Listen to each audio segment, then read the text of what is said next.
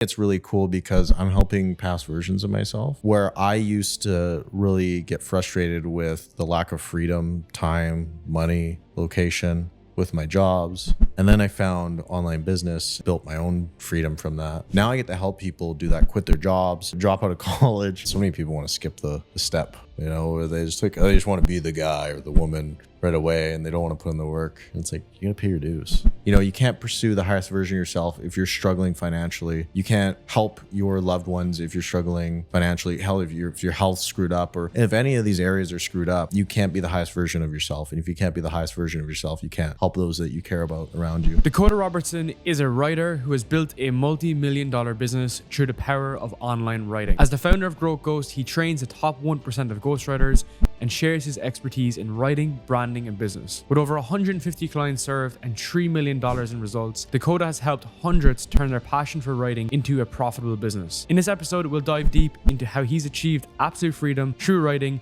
and how you can do the same to transform your life and business. Dude, all we need is some nicotine. Do you have nicotine? No, I actually got off it. I got off it recently. I was like, when I left Canada, I was like, I'm not bringing any nicotine. I'm not bringing any dextrogen.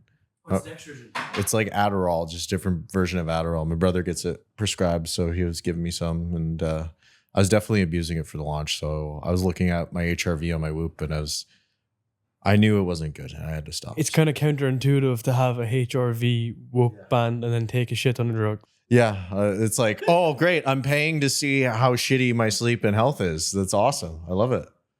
But it's interesting to see the effect on it. And you're like, okay, that's what happens when you abuse stimulants. Right? So much people have messaged me because I always talk about like nicotine and stuff. And I'm always like, oh, like I think it's better for you. So you said there's something about it that's good for you. Yeah. And like, okay, this is the thing. It can be like a blanket statement. That's why I put the precautions in the thing, but still people took it and ran with it and said I was Satan.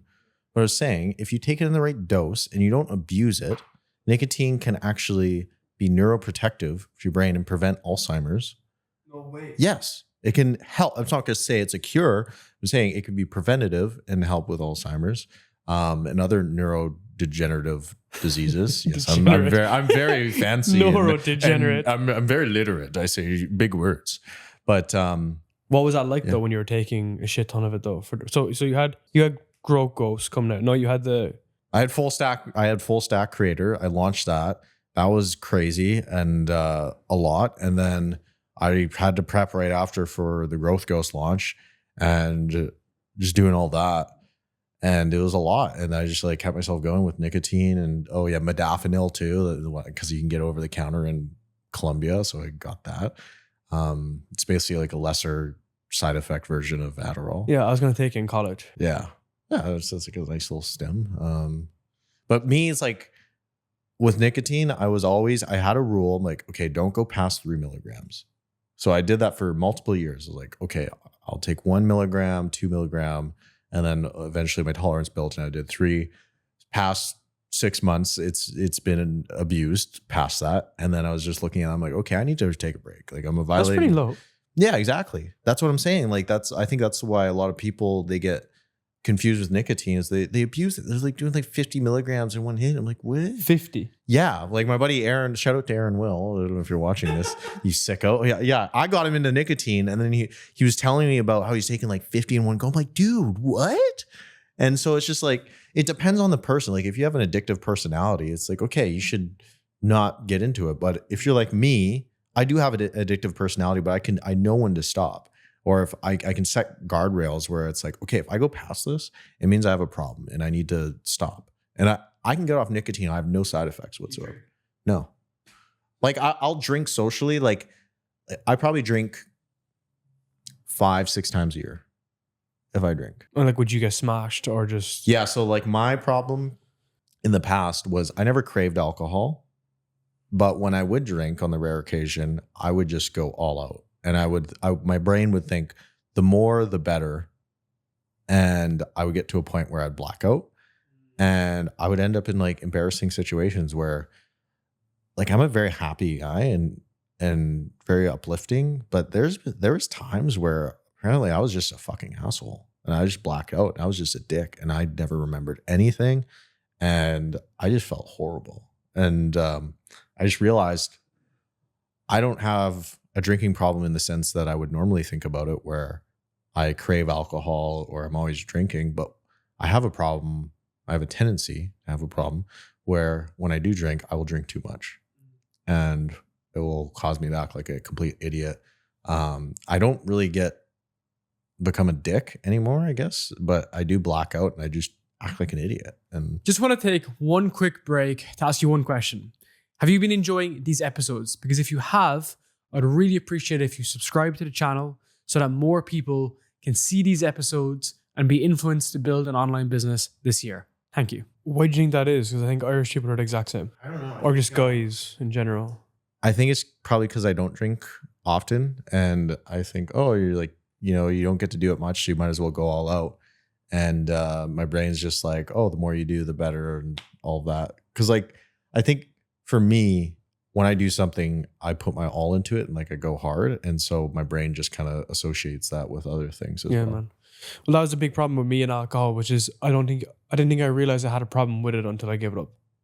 But it also wasn't a problem in the context of what people think.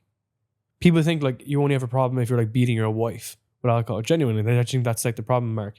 But for me, it wasn't, which was it took me away from everything else. So when we had our first podcast, I had just given up drink. And that's when I finally like was getting my shit together. But it wasn't like I didn't have my shit together. It's just that I wasn't working on things that I want to work on. Yeah. Do you get me? Yeah, 100%. It's like you're not optimized at the full potential. Yeah, and it's not like Huberman maxing sun of your balls. It's just the fact that like to build an online business, to build a podcast, to build anything, it just takes a shit ton of time. And if you spend most of your like the way I decided was like if you're drinking at the weekend, you spend Wednesday getting ready for it. Same with Thursday, if not drinking Thursday. Friday and Saturday you're drinking or you're recovering. And then the next 3 days you're recovering and then getting ready to go again. Yeah. So your life is around the session. Yeah. And bear in mind, like in Ireland, that's not just drink. It's drugs. It's girls. It's everything. It's everything of the vices. Dude, I used to have 20 cigarettes on night out. 20. I'm asthmatic, bro. You got asthma? 20. So like that's why I'm like, yeah, like, that becomes problematic. I didn't drink, I never smoked sober, but when I'm out, it's just fucking menthols and gin and tonic. It's also like the shit that comes out of it too. Like you just do stupid stuff and I mean, there's sometimes where it's like, okay, it's pretty funny, like the stories that come out of it, but yeah. What was Colombia like? Colombia was cool. I mean, all I did was pretty much work there. Worked, went to restaurants, and that was it. What's the vibe like? It was great. I love it. I mean, people go for different reasons to Medellin in Colombia. I was not like, that wasn't me. I swear. No, but I really like the restaurants there. They're amazing. The coffee shops are a vibe. There's a great community of entrepreneurs. Everything's not out of this world, like crazy priced like Canada, and Latinas. So we're like a good mix there. Did you date anyone there? No, I didn't. No, I behaved. But yeah, I met some cool people. It was wild, man. Like I was at 2 different coffee shops. I got recognized by 2 people in the business space. And one of them is like now a good friend. He actually lives here in Dubai. He's not here right now, but Pedro, shout out to him. He was a really cool dude. I had a call with him. Oh, Pedro. You set me up with him. Did I? Yeah. Oh, yeah, that's right. I did. he literally messaged me like 3 days ago being like, congrats on getting married. Yeah. He's awesome. I need to get back to him. Fucking dude, hell. I love Pedro. He's dope. He's such a killer.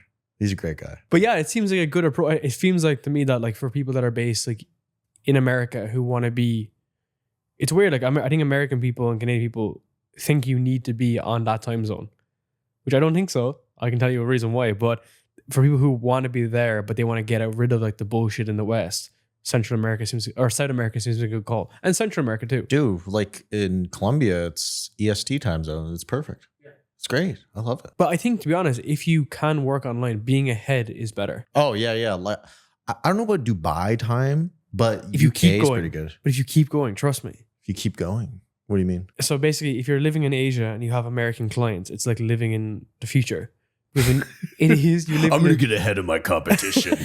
When you're sleeping, I'm grinding. No, it's better than that. Which is like they can't pester you during the day. Oh yeah, your focus work. Yeah. So like you just wake up and then you'll have like just some questions and feedback from them, and then you or your team will do the work. But then during the day, then you can go to the gym, do whatever you want, and then in the evening you might just have a few calls. I do like that. I prefer that. Isn't Dubai kind of hard? Oh no, Dubai's good because you can do it. Your calls at like 8. No, yeah. Before we go any further, I have one question for you.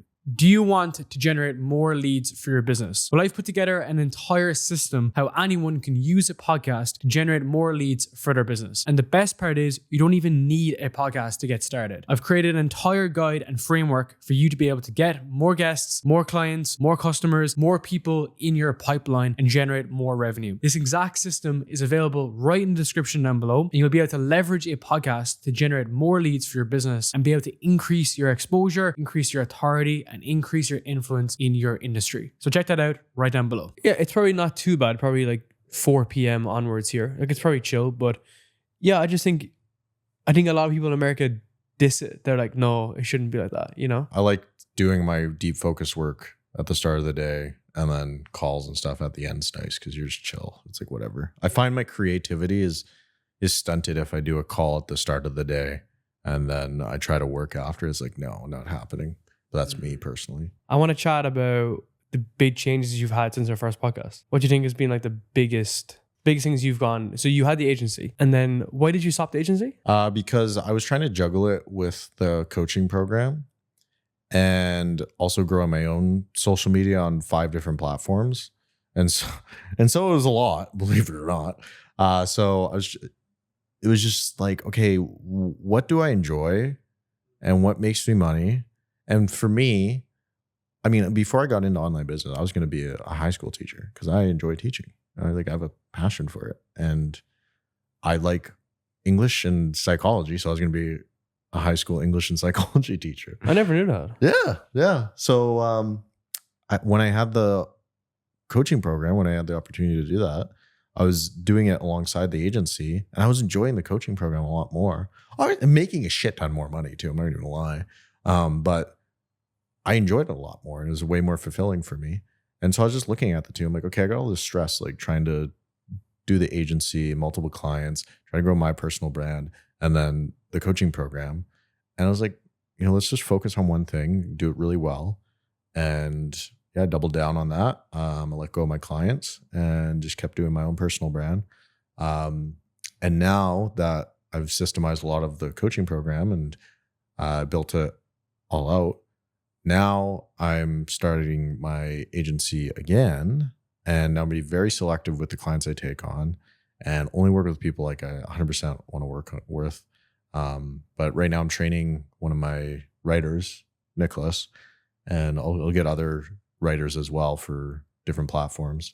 But if I can transfer my whole brain to those people, and I can be a strategist where I'm not sitting down and I'm writing all the content, but I can be a strategist, like, okay, we do this, this, and this, and train them on all my SOPs and stuff. 100%, I'm going to do that. I'm going to run that up. I really want to get into like the real fucking nerdy parts of this, which is like, why do you think the agency wasn't making as much money as the coaching? Because my audience, like I was in a unique position. So when you have a big audience, it's like, okay, with the agency, it's like I'm doing the work for them. And so it's very time intensive. It's very labor intensive, all of that. With a coaching program, I could make the course. I can hop on group calls every week. And then so I can take on 50 high ticket clients at like $5,000 a pop and then easily fulfill with that, opposed to, okay, one client, I have to write all the content. I have to schedule it all out. I have to make sure I have to do any edits. I have to like make sure everything's optimized, all of that stuff. It's a lot more intensive. I think maybe my question is like, what's the average amount of time a client would stay with you? So that would vary depending on the price. So some clients I would charge like $7,000 a month. It's just fucking absurd, like, to be honest, because I didn't care. I had so many clients. Other clients were like $3,500. So the lower you go, the more they're going to stay on. So I had a client, like Really? clients. Oh yeah. I would say the opposite. No. Okay. Well, like it depends on who you're going after, how their systems are set up, all of that stuff. Like, so if you have a client that's paying you like $7,000 a month and they're just interested in followers and they don't have systems set up and they're not making money from their social media, they're just doing it for clout or ego or whatever. It's like, it's hard to rationalize paying over $70,000 a year just on your social media. Like it's crazy. That's a lot. And so what I noticed was, people at like the 3 to 4, 5K range, they would stay on a lot longer. Like I had a client that stayed with me like a year and a half. And there's some clients that were paying like the $7,000 a month, where it's like they lasted 4 or 5 months. I think it was an interesting observation. Someone said it to me before, which is like, do you have more business owners, solo business owners, or companies?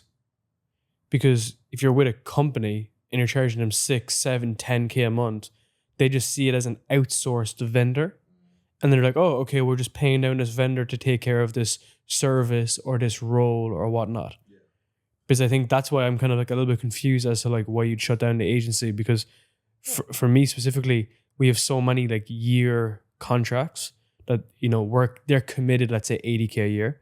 And if you commit 15 people and the workload's pretty low, like that's like $1.5 million a year, right? Well, you're working with companies, right? Yes. Now we still have obviously individual people too, but it's like, that's why I think it's interesting, because price sensitivity.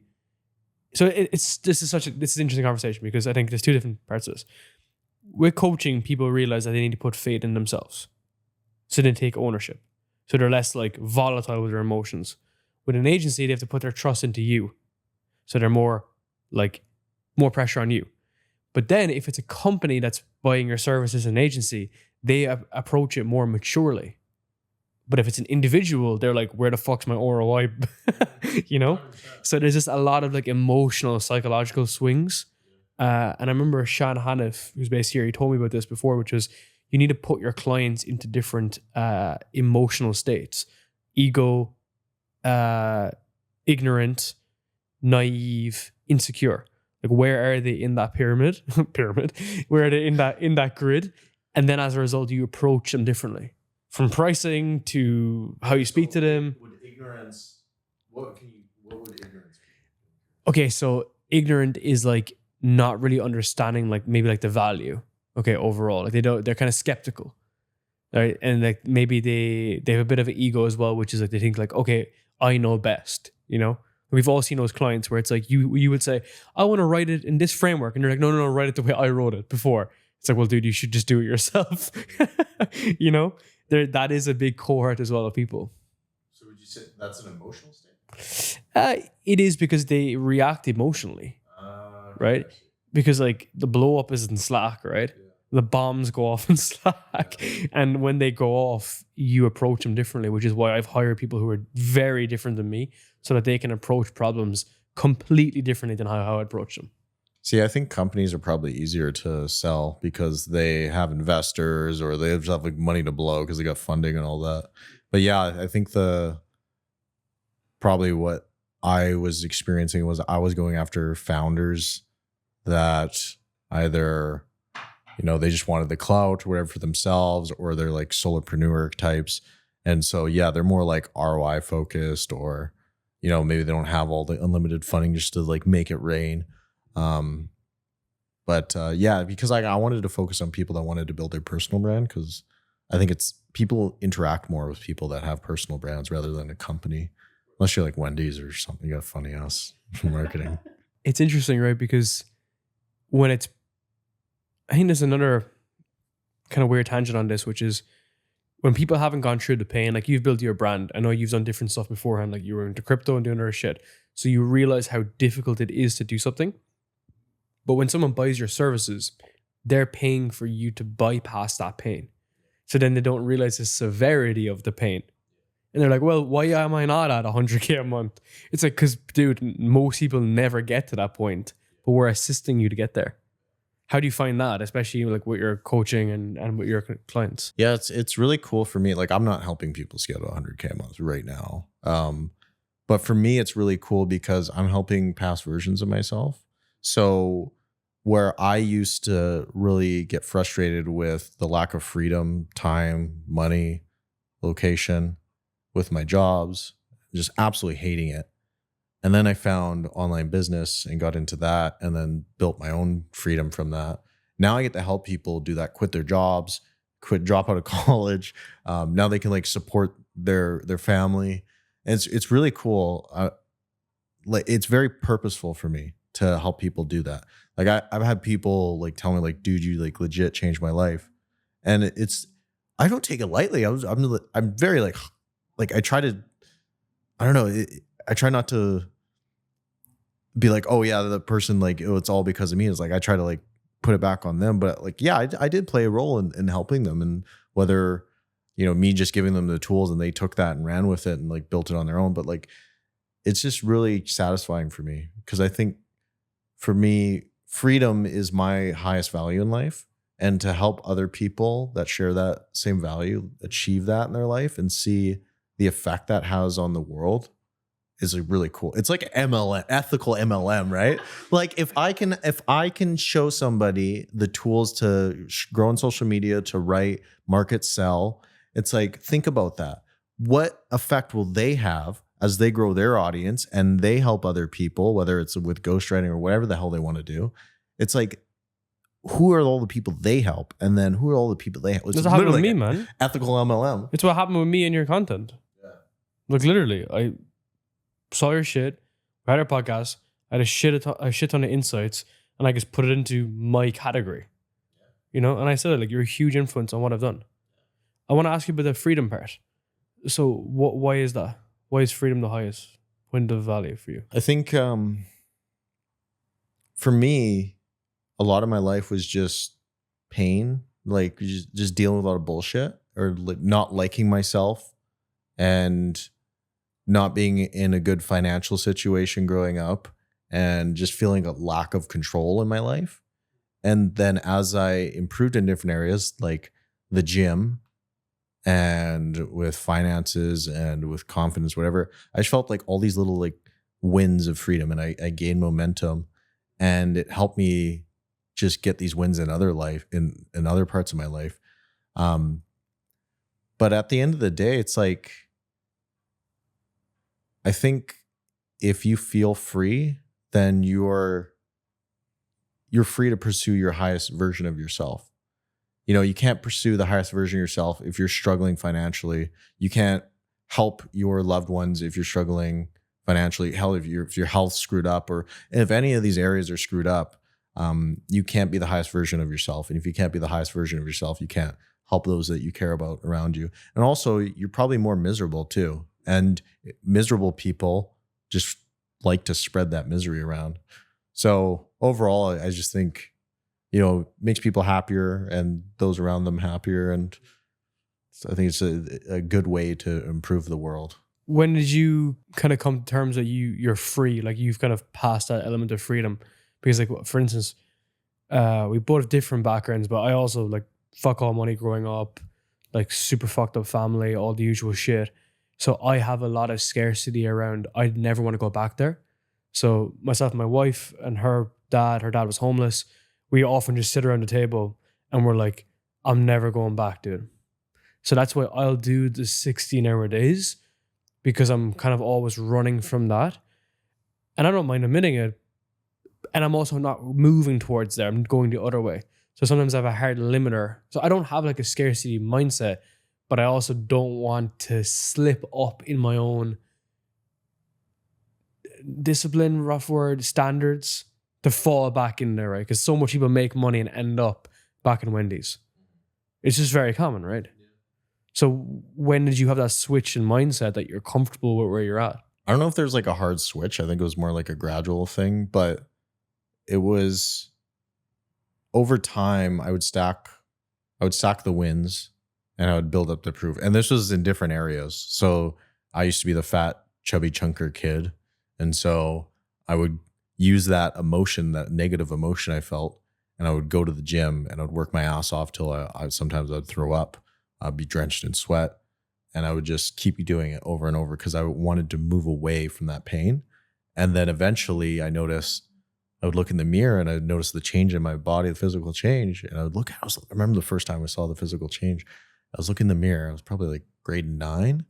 And I was just like, I saw this like little V taper a little bit. And I was like, holy shit, dude. And I remember like I looked in the mirror for like 20 minutes and I was like so amazed. And I was like, wow, this is crazy. And I remember at that moment, I felt control over my life. It's like, oh, if you just do something consistently, month over month over month, and you do it in the right way, you will see results. And it was such a empowering feeling for me because I had this situation where I didn't like myself physically. And I took that emotion and I used it as motivation, as fuel. And I built something cool. I changed the direction of my life. And I was like, oh, wonder what else I can apply that to. And so I also used to be socially anxious. And so just like lifting weights, I would start off small. I would go up to the cashier and I'd ask about their day, or I would go at the YMCA counter. I would be the first one to say hello, just like little wins. And over time, those like grew, and I grew my baseline. And then I started building my confidence, and I would go up to strangers and say, hey, how's it going? And all that. It was the same thing with business. It's like, okay, at the start, you don't know what the hell you're doing. You're just trying to figure things out. And so I would just model the people ahead of me, apply what they were teaching, and then I would just stack those little wins. And then over time, you're just building this new identity. And you can look back on all those wins you did in the past, all that experience, and you're like, oh, yeah, like I guess it's like starting to add up, and you kind of build that identity. And so for me, I always invested heavily in my education. I've invested over $230,000 in just like mentors and coaching. Fuck, what was the biggest investment? Was it kind of this one thing that was super big, or? You know, funny enough, I invested $25K into this guy. This is really ironic. I don't know what the word is, but today I ran into him at the Creators Summit, whatever, the 1 billion summit. Funny enough, he was the most I ever spent on a mentor, like one of the most. And he just like ripped me off. Like he was totally incompetent and whatever. So I saw him in the lineup today, and he like came up to me. He was like, oh, hey, like I just called him out. I was like, I was just like in line, like, just like, I was calm, but I was like, dude, you're a fucking scammer. Like, what? Well, yeah, no, I was talking to like, I was just calling him out because he did like pretty much scam me because he just was wildly incompetent.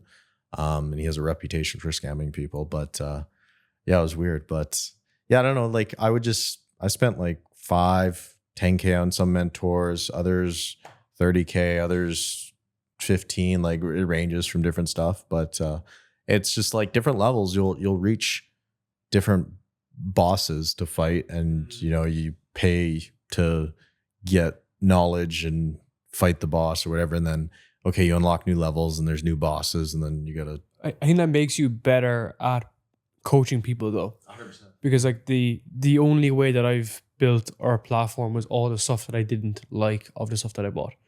So I remember joining programs for like 8 or 10K and like not even getting like an onboarding message. Yeah. Like I'd arrive in school and I'd be like, okay, it's literally like arriving first day of school. Yeah. And I'm like, I remember at the time, dude, I didn't even know how school worked. And it was a classroom, and I was like, okay, where do I go? I literally was like, where do I go from here? And then there was like no activity in the chat. Yeah. And I remember and I was thinking about that then, but the biggest fear that I had was like no one would use the platform, like no one used this. And that's when for me it was like, okay, I need to start building a community engagement, post every day. I remember there was one stage there in like September. Me and Tom both posted every day for 30 days. And then it just started a snowball effect because they saw everyone posting, that everyone was putting in consistent posts. And it was I think it's just really good to look at everything that you fucking hate and then fix it for yourself. So that's why I really rate you investing so much. And then because I'm the exact same, that's the reason why I asked you, is because I just continuously look at the things I don't like. And that's funny because that's not the reason why I bought the thing in the first place. 100%. It's like you can take lessons from anything, right? It's like turning that negative into a positive. And it can be so subtle. Yeah. Like I've had like things like the group coaching call gets moved every week. And I'm like, I fucking hate that. I know, I hate that, you know? So how have you been able to have the ability to shut down things even when they're successful? Can you specify shut down? So you closed the agency to do the coaching, and then you ran the coaching, then you kind of stopped the coaching. And then I saw your newsletter this week, where you said you did like half the revenue of the year before because you're planning. Next thing, how have you come to terms with being able to, slow something down to build something new? I think it just comes from, for me at least, just knowing that I can do pretty much anything now.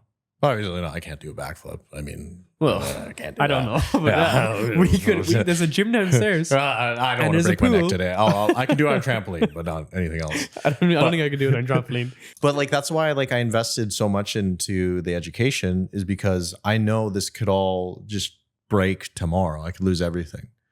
And so I could get my account banned. I can, get fucking become a paraplegic. I don't know, what like crazy shit.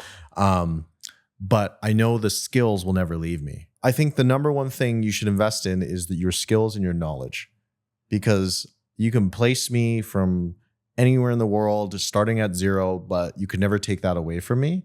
And so I can build it all back. And I know I have this knowledge. And so that just gave me the confidence. Like, yeah, I made like half of what I did this year, but I was okay with that, because I'm like, okay, I'm building something. Like I'm taking a step back to build the foundations. And I know that taking these 2 steps back will allow me to go 5 steps forward. And it was just like, you know what? I could like take that as an ego hit and just think, oh, I'm trash and all that. It's like, no, like I know the money I make doesn't define who I am as a person. It's a nice way to keep score, but I'm playing this as a long game. I'm not playing this year to year. I'm playing this in like decades, right? Because I'm not going anywhere. And so just realizing, it's like, if you build your skills and you change your identity, I think you become a lot more confident in the long term and your ability to do stuff like that. So yeah, I have no problem with it. Have you read Sahil Bloom's new book? It's out in February, but I think you probably get a copy now if you wanted to. But it's called The 5 Pillars of Wealth. And that's the whole idea that wealth isn't the only scoreboard. It was. And now there's health, relationships, mental health, freedom is one of the pillars. And whenever I talk to him, it's always just so refreshing, because he's gone through the 9-to-5 grind. He's gone through like the business grind in many regards too. And now he's like at like 35, he's pretty settled in that way. But dude, he's running like a sub 3 hour marathon, because he has all the other pillars in place, which just makes him really comfortable in his own skin, that he can fucking do anything, literally do anything, right? That's why he kind of has like a bunch of different companies. So it's just really cool, right? Because I think that comes with maturity, but maturity comes with experience, and experience comes with results. It's a very important part, right? Yeah, and everyone wants to skip the part where you go get the experience and the results. Well, that's why I think it's funny when people buy client services, because they bypass that. They bypass it. It's fine, right? But they bypass the skill and the experiences, and that's why I think it's great to be able to learn all different components of your business, whether it's coaching or agency or whatever in the beginning, so that you can therefore, you just always have it. I don't know. It's just a weird thing, right? And that may make it slower to grow, but it's in a better position. Yeah. You're building out that foundation. I agree too with doing all the jobs of your business too, like the sales, the marketing, the ops, especially at the start, because then as you bring more people on, you can, if they're doing a good job or not. And I think a lot of people screw that up. It's like, they just hire someone, they expect them to do it, and you're like, they're just doing a shit job. When like Ken from Bangladesh is offline for 4 days and he's like, my internet's not working. It's like, dude, we all know you're not working. That happens so much. Guys are like, it takes 6 days to create a short form clip.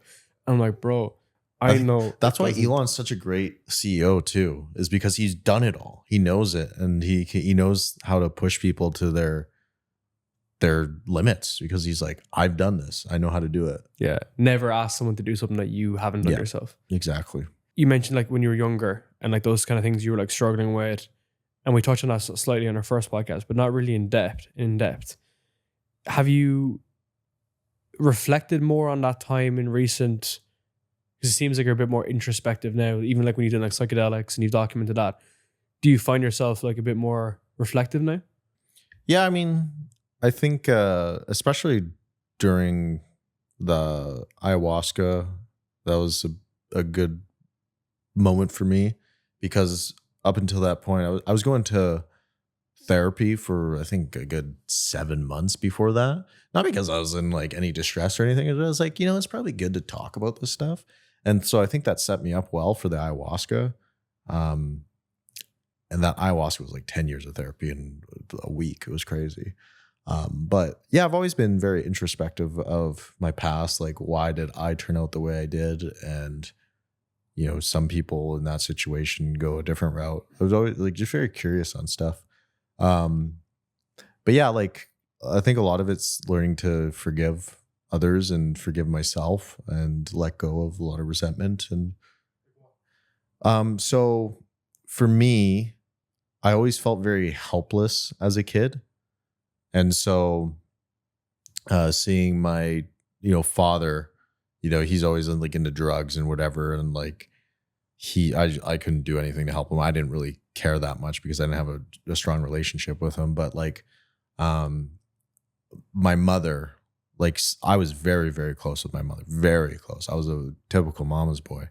And I was like her everything.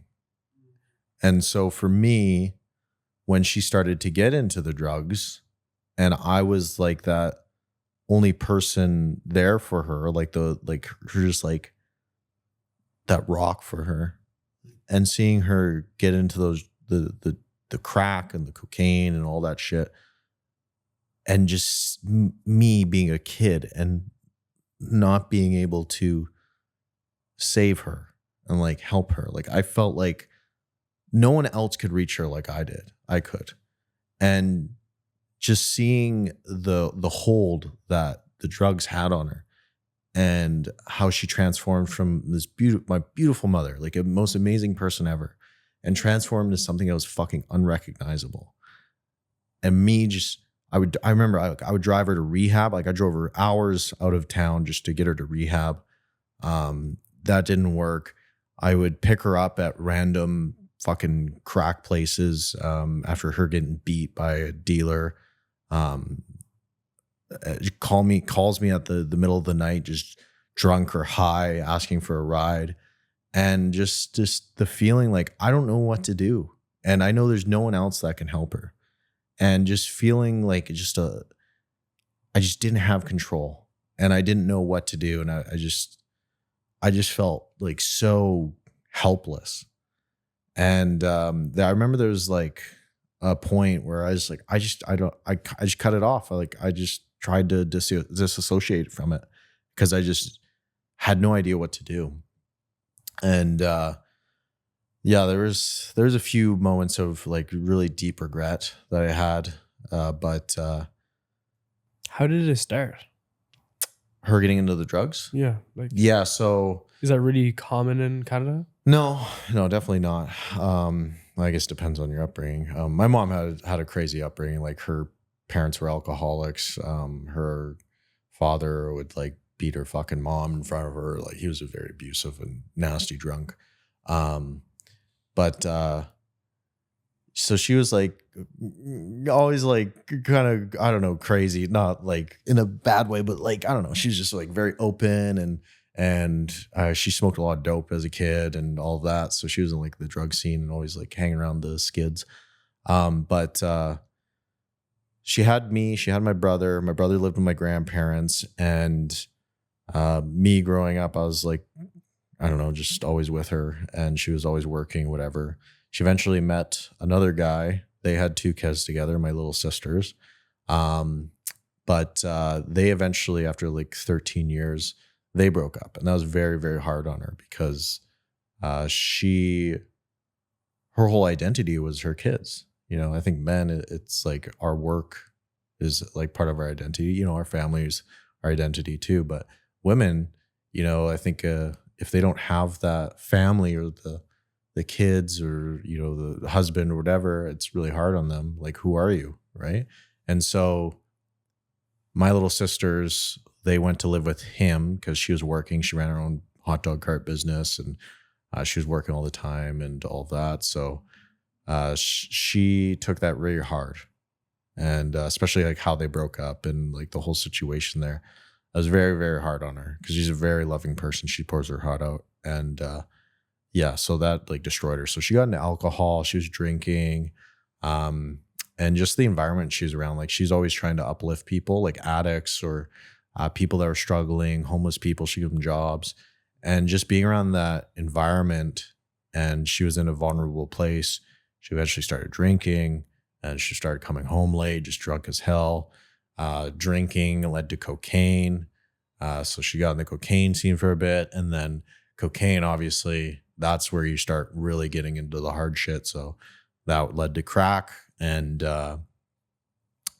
once you smoke crack, you don't go back. Or at least it's hard. I mean, but you probably don't even know what's in it though. In Canada and America, right? That's the hardship, man. Yeah, like especially nowadays.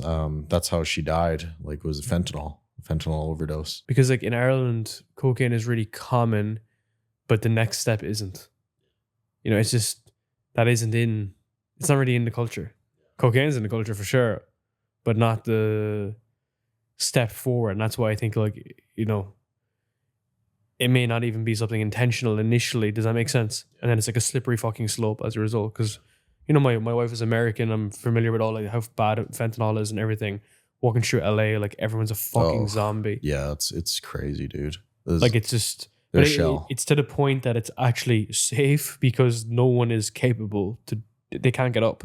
Like downtown Miami, it's actually pretty fine to walk around because everyone is literally on the verge of death. You're not even the same person after a while. It was rough seeing that. Like, especially when you know the person, like you know him so well, and then just someone else. It was crazy. I felt relief when she died. As fucked up as that sounds, like I was like, she's not in hell anymore. She was literally like homeless for a while.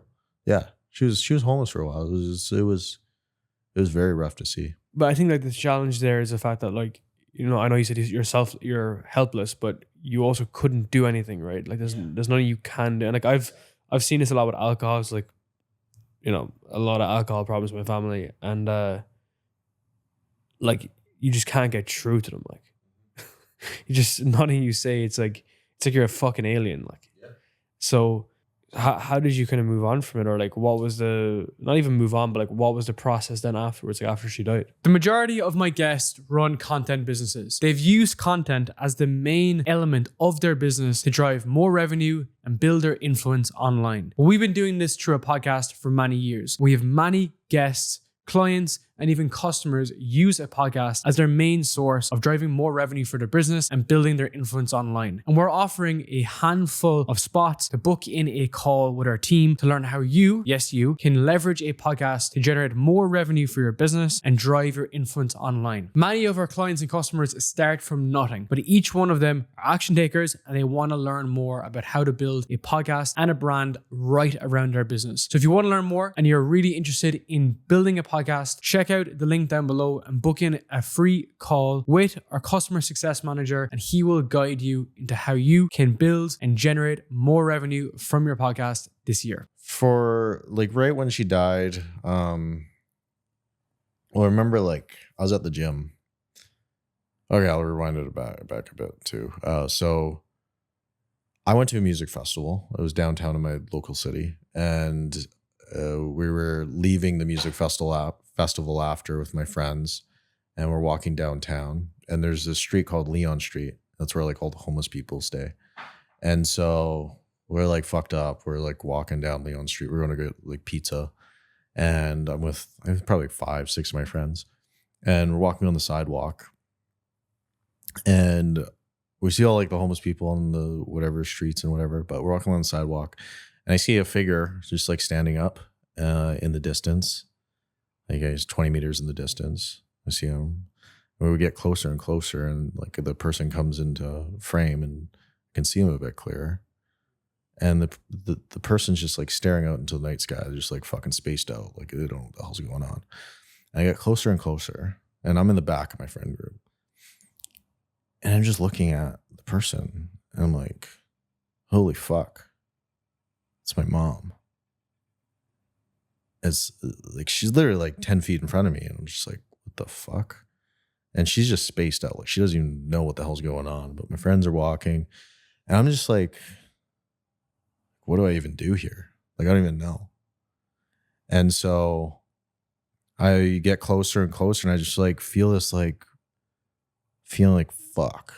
Like, I don't even know. Like, I don't know what to do here. Like, I don't want to make a scene. Like, whatever. Like, I just didn't say anything to anyone.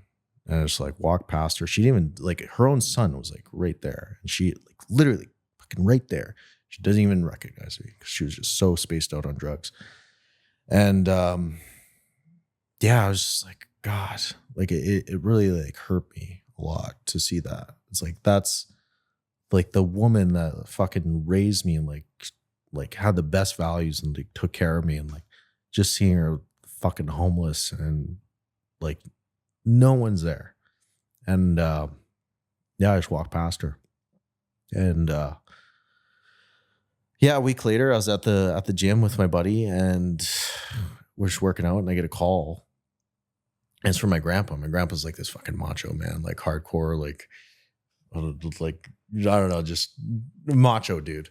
And he calls me and he's like, Dakota, you should come home. Like, you should come home. And I was like, what the hell? Like, what's going on? And he's just like, it was weird because I could hear like his voice sounded off. And I was like, I knew something wasn't good, but he was just like, Dakota, just come home. And I was like, okay. And so my buddy, he gave me a ride home, and I just remember like the 10-minute drive home. Just, I kind of knew, but I didn't want to accept it, and my like brain was just racing. But get back to my grandparents' house where I was staying, and I see a cop car out front, and I'm like, I already fucking know like what this is, but my brain's like, it's just doesn't want to accept it. Like, I'm just like blocking it off. And it just felt like slow motion getting out of that car. I walked toward the door, and I turn the handle and I open the door, and right away I just see my grandparents and my brother. And they're crying, and there's a fucking police officer talking to them. And right away I just knew, and I just started fucking bawling. And I just remember saying, fuck. Like, I just kept repeating it. I didn't say anything else. I just kept repeating it.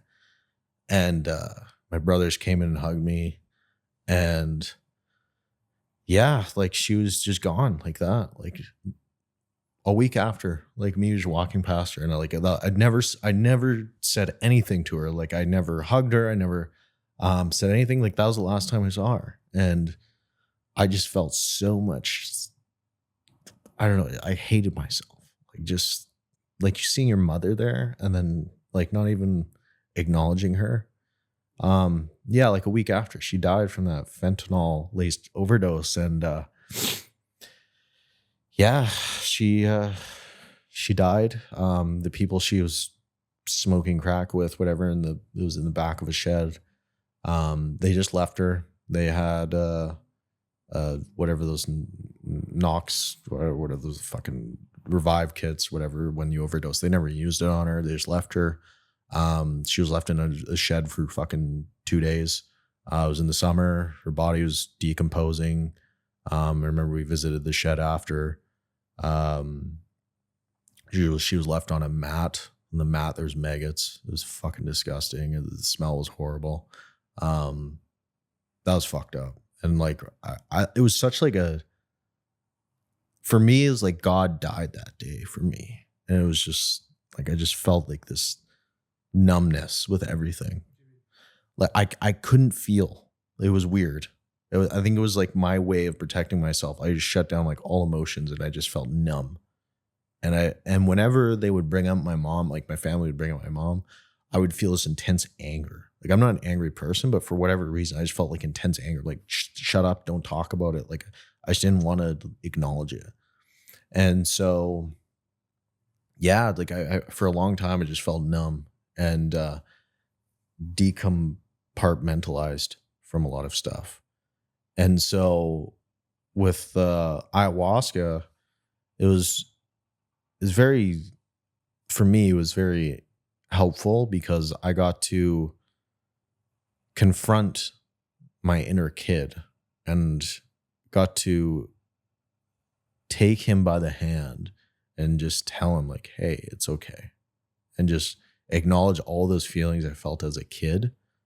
And then also as a teenager and like dealing with the stuff with my mom. But just saying, hey, it's okay. How did you feel then? Because it was like a rush of emotion. During the ayahuasca? Yeah, because like it's fucking everything on. I was crying a lot, but it wasn't like sadness. It was like a release. It's like acknowledgement. And I was embracing that inner kid. And I got I remember just telling him like, hey, it's okay. Like I got you. And so like I didn't have, growing up, my mom was great and all, but she was like working a lot. And I never really had that strong like figure in my life to lead me, or like, especially like a father. I think that's important as a man, to have that father figure. I just didn't have that. And I didn't have that guidance, and I didn't have the person to confide in. Like someone you respect, you know? Exactly. That's what you need, you know? Yeah. Like I look at like my wife and her father, who had like a very tough life, and he leads the family really well, you know, because like he guides them. Does that make sense? Yeah. So even though like she might have been like, oh, he was mean to me as a kid or whatever, like he did things with the best intention to raise her with strong values. But like if a guy doesn't have that, that's when they go off the fucking rails. They go one of two ways. And I think going off the rails is a byproduct to getting your shit together. You know, I think you have to go through those days where you go on those 3-day benders to then realize, okay, I'm gonna keep going down that path, or I'm gonna get my shit together. And people don't talk about that for guys specifically. That's why Jordan Peterson like had that big explosion right at the start, because like so Tate had the exact same thing. Exactly, right? And it's like a lot of men crave that stuff because like, yeah, we don't get that. Like it's the fatherhood stuff that people are dropping the ball. So we got to look for it in other areas, right? And so yeah, I think like that for me personally, I think the number one thing you can do in life is raise good kids, because you think about the effect that has, right? And then if they raise good kids and they raise good kids, it's like it affects everyone. So do you want to have children? Yeah, 100%. Yeah, I ended a relationship recently because they didn't want to have kids in the future, and it just wasn't aligned. But yeah, I do, and yeah, I think it's one of the, at least for me, it's one of my top goals in life. Definitely not anytime soon, probably like 8 years or so, but yeah. I think like, you know, when you go into a good intentions like you do, like you've gone through so much pain, so much like awful shit that like you're like, okay, now I'm like ready to do it. Not now, obviously, but in due course. That's like the perfect case. You know, I know that seems kind of ridiculous, but it is the perfect case because you're going to be attentive. You're going to be there. You're going to be that missing spot that you didn't have. Does that make sense? Just like when you went in when you go in coaching programs and you realize, oh, I didn't have this or that. It's like the exact same thing. Yeah, exactly. You're filling in the gaps. Yeah. Whereas like, you know, the NPCs who just follow the traditional path, buy the white picket fence, decide to have a kid at 30 because it's a good thing to do, and then they're a fucking asshole and they're working in KPMG. I genuinely think that those people shouldn't have children. I think they should be reassessing, should they actually do it? Because like, you know, we don't need more kids that are not raised well, right? That's not like a fucking gap in the market, right? It's not like we need more kids. It's like we need more kids that are raised well. Does that make sense? Whereas like the default path is, I'm just going to do this because everyone else is doing it. Because the reason why I asked you is because I actually don't want to have children. And so is my wife. So that's the reason why that's the one reason why we're compatible, but we don't want to. And because of like my upbringing and stuff, that I'm just like, I'm good, you know? And if other people want to do it, I'm like, yeah, fucking do it. But do it for the right reason. You know? Like do it because you want to do it. Like I've made the conscious decision. And like, I don't know, like, whatever, things might change. But as of now, and like as our plans have been discussed very thoroughly, I don't want to. And it's chill because not everyone has to. You know? So but I just think what's important is your level of awareness of what you're doing in your fucking life. Because most people are not awake. And that's why I asked you about freedom. Because, to identify freedom as your highest value, you must understand the other flip of the coin, right? Which is the hell analogy, which is just like when it all burns down or how it all burns down, what's the other side of it? Because I think, without getting too fucking conspiracy theory vibes, I think my theory on this is I think a lot of people in UK and Ireland, they don't have that. They have a floor how far they can fall in society because there's so much government aid. There's so much support from like welfare, all this shit. And like, I have family members that erode that system. And that's the reason I'm saying this. So as a result, they have like a cushion. Whereas in America, you have no floor. You just fall, which is why I think it's given a rise to people who think very independently and who've built their own systems and philosophies and worldview. And that's why Americans and Canadians maybe not Canadians, are outspoken, because they're like, well, fucking no one helps Jerry and Jerry's on the fucking street, so I'm going to grind my ass off. So, but that's not in European culture. Like that is 100% not in European culture because they do have a floor, man. Yep. Same with Canada. Like we're more socialist. Super, super woke, dude. Yeah. It's crazy how far they went.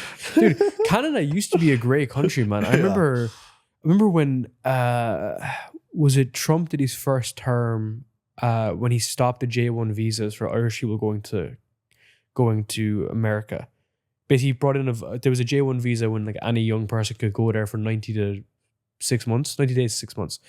And then everyone went to Canada, and Canada were open, and they used to bring in a bunch of Irish people, UK people, and it was like great.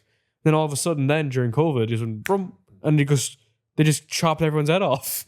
They just like went super, super like just the other side of the coin, right? Same with Australia. Australia too, man. That's surprising. And France. They're bringing in a fucking global tax thing in France, and UK are following that pursuit. Well, they're trying to do it because basically what they're realizing in these countries is that, their moat, which was the employment they could offer, working in Goldman Sachs and whatever, that's not a moat anymore because all these online business bros are making more money than these doctors, and they don't need the education. So the moat of going to Harvard and stuff is gone. And they are identifying this, and this isn't a conspiracy theory. It's obvious because the amount of people that are fleeing from 20 to 30 is growing. I think like on average, there's 40,000 people a year in Ireland from 20 to 30 leave. 40,000 a year, bro. It's fucking half the population. Yeah. Right? Yeah. 6 million people in the country, dude. Yeah, I think UK is I think the only place in the world is that has net negative millionaires. Like everywhere else is like they're growing in millionaires every year. UK is the only one that's decreasing in millionaires. Interesting, man. It's crazy. And basically, when they're just getting started, they're going to Thailand. And when they are established, they're going to Dubai. So there's like a stepping stone for younger people these days. And especially because in Australia, they have like the Commonwealth. So UK people can go to Australia for the most part, visa friendly. So I think really like the COVID gap accelerated all of this independent thinking by 100 years. Like 100 years was compressed into 2 years. And if you didn't catch the wind then, you're never going to catch it. Like you're if you never open your eyes then, you were never going to open your eyes. Which as Tate says, you need someone to flip the burgers, right?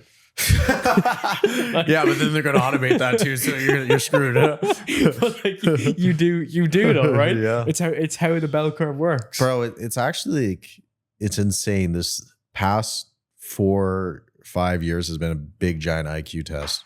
Like for me, the biggest one of the biggest ones is that people think there's more than two genders.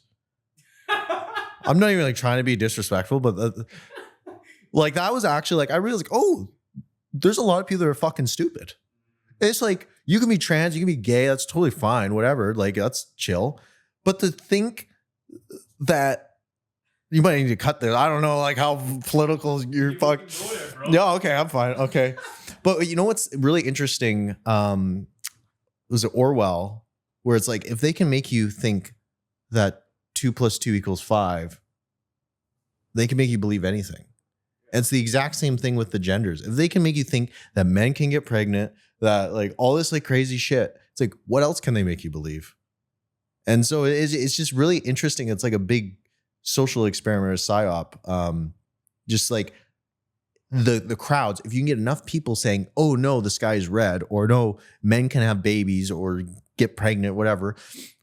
It's like, what, you could sign up all these people and they comply. Oh yeah. And it's just so funny just seeing like how scared people get of like the woke mob and all this stuff. Yeah, for sure, dude. And it's coming backwards now. It's swinging back. One thing that was really big to me was, especially recently, people used to look down on Eastern medicine. So not necessarily Chinese medicine, but like traditional medicine, whether it's like from a fucking plant or like from like meditation or spirituality or a healer or some shit. And then Western society deliberately banned that. So Ayurveda, Ayurveda medicine, it's like an Indian type of medicine. I'm not too familiar with it, but my good mate Ned told me yesterday that's banned in Western culture. So the idea that is a remedy for your illness is wrong. Okay. However, we're seeing like increasingly like those traditional types of like medicines, even like ayahuasca, which is traditional, are helping people massively. So instead of going on all these like medication, taking natural remedies, and natural remedy as well could be food, bro, sun, exercise, sleep. That can also be a natural remedy, right? And then you've some elements of like meditation, spirituality, breath work and stuff. That rise has been really interesting. And that's been really big for me. I went to a local healer, energy healer bro in Lombok recently. And like I was super skeptical of this shit. Super skeptical. But like I have lots of like resistance in life, a lot of like stress and pressure and I don't know, just stuff I wanted like alleviate. And I went to this guy and he's basically like a massage. So the guy's not spiritual. Okay, he's not like, oh, I sense you have something wrong with your mother. And they're like, oh, no fucking shit. It was more like he tries to like identify like blockages in your body. And it could be kind of woo-woo, whatever. But he like felt my arms and he felt here, and felt underneath my armpit. And he pushed it and it was so fucking tight, like extremely tight, to the point that I like screamed and jumped up. And I was like, what the fuck is this? And he was like, yeah, dude, like all the pressure you're carrying is carried through your neck. It's in your shoulder, it's in your arms. Like you need to alleviate that pressure. It's stuck inside you. And to this point, I was still like, okay, I kind of half believe it, do believe it, I don't know. And then he worked on it. It felt like he was breaking bones in my body. But 3 or 4 minutes later, that point in my arm that he was running over that felt like breaking bones was gone. And same with my forearms, and same with my arms, and same with my armpits, same with my neck, same with my head. And then he checked my legs, and I've really fucked up my knee when I was a kid, like really badly with sport. And he identified that there was a huge blockage here and started to alleviate that. And I identified my feet. And there's loads of like signals that like shit in your feet like goes up energy wise, all this bollocks.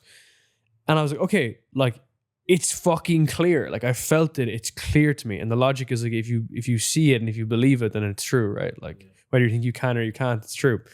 And my wife did something similar, and she's had like a really fucked up,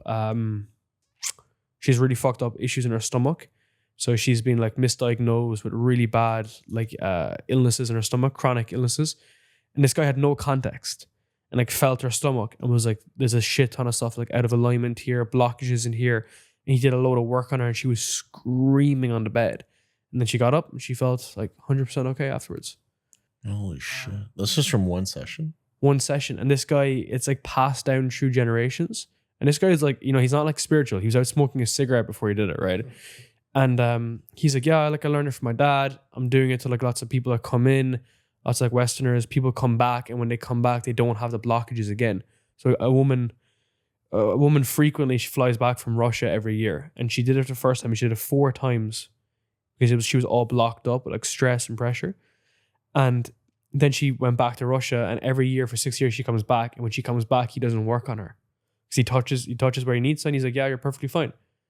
But she got such a big unlock from it. She comes back every year still, and he barely speaks English. And he's like, yeah, this Russian chick come and she thinks something wrong, but nothing wrong still. Like that's how he talks, right? Is he Indonesian? Yeah, it's from it's like a remote area called Lombok. It's a beautiful area. But you should do it, bro. Like genuinely, like as in it's like fucking $25. But what I'm trying to say here is like the things that we were told when we were younger are actually all not true. Go to job, take all the debt, get a mortgage, which I think is a fucking scam. We can talk about that if you want to. Go into the system, golden handcuff yourself to this job, trust the food pyramid, and also like put money into retirement that, you know, we've seen all those like retirement funds go to zero and stuff. So the answer to this, and like for you, it's the word is freedom. For me, it's like self-sovereignty, which is like you just create your own universe. James Kemps calls it your own universe, which is like you build your own reality and how much money I need, who's in my circle, who's not in my circle, the health I want, spirituality. And then you just live in your own world, bro. And like choose your own adventure. Yeah. It's If like you a don't big want the video client, game. just say no. If you don't like the work, you just refund them. You just move on, you know? I remember I was at James Kemp's mastermind and he was like, I need nothing. He was like, I'm engaged right now. And he was like, my fiance doesn't need me. I don't need her. She survived 35 years on her own. I survived 42 years on my own. I don't need anything. Like we're all gonna survive. We are here to help each other. And it was like a nice little frame, change of positioning. And like he lives a very happy and like life of freedom. So yeah, it's interesting. But then within there, then you can grow as much as you want. You can build that business that you want or invest the time or invest the money, but you're doing it in a way that you want, not because you were conditioned to do it. Yeah, it's. I like the. Yeah, I resonate a lot with what you said. It's like you're not there because you need the other person, but it's like you're there because you want to. You don't need anything. It's just like, yeah, let's just build some cool shit together. That's the best way to do it. I guess we better talk about some business stuff. Do you think it's a lot different to grow an audience now? I think first principles are the same. I just think the chessboard moves. And so there's going to be different trends that pop up. There's going to be different formats of content. But I think at the first principles level, it's the same. It's like, how do you make content relevant to people?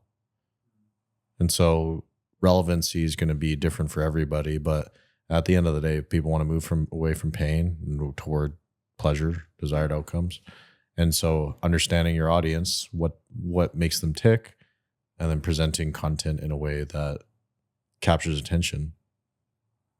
Really, at the end of the day, it's like that simple. It's like content that's relevant, get traffic to that content, and that's how you grow. And so the way you get traffic might be different, or the way you format the content might be different, but the underlying principles are the same. I think this has become so like second nature to you that you probably don't even realize that most people don't even know that, right? Yeah. No, yeah. 100%. That's the thing, right? Yeah, it's the curse of knowledge. Yeah. Yeah. It's nice though, because like I work with a lot of beginners, so I have to explain it in like very simple ways and like condense down different shit. So it's like I get the constant reminder, like people don't know what the hell it is. So it's nice for me. I have to learn from first principles so I can teach it. The way I think about this is like everyone is a beginner at 99.9% of things that exist in the world, and they're like a master at their small little piece. So if someone is, let's say, an entrepreneur and they're super successful building a huge tech company, and if you're speaking to them to become their writer, well then they don't have no clue about writing. So their like mind is blown by this 21-year-old who knows copywriting. Genuinely, that's what happens, right? So I think that's the flip side to that.